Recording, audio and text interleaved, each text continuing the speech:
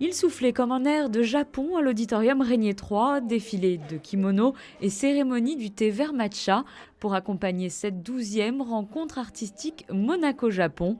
200 artistes ont répondu à l'appel cette année, une centaine venus du Japon pour l'occasion et des artistes résidents de la principauté du comité monégasque AIAP UNESCO. C'est toujours une belle surprise, chaque année ça va en augmentant. Que ce soit du côté des artistes du comité monégasque, mais aussi des artistes japonais.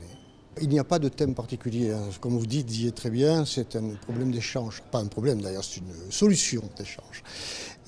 Tout simplement, c'est parce qu'on avait envie de confronter nos travaux.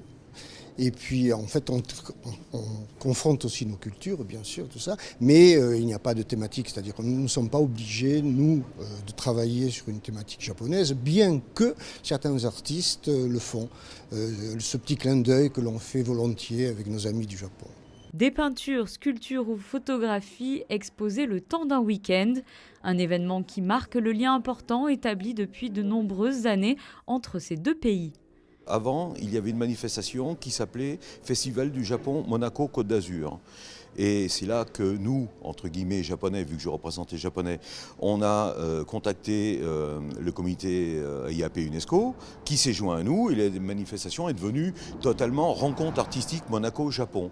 Et avant, il y a beaucoup plus que ça, c'est-à-dire en 1997, ça va faire 21 ans maintenant, la manifestation s'appelait Festival du Japon à Monaco. Et là, réunissait toutes sortes d'artistes, évidemment japonais. C'était pour les 700 ans des Grimaldi, pour célébrer. Évidemment, plein d'artistes monégasques, mais surtout aussi azuréens. Créativité, tradition et modernité auront été cette année encore au rendez-vous pour offrir au public un moment d'évasion.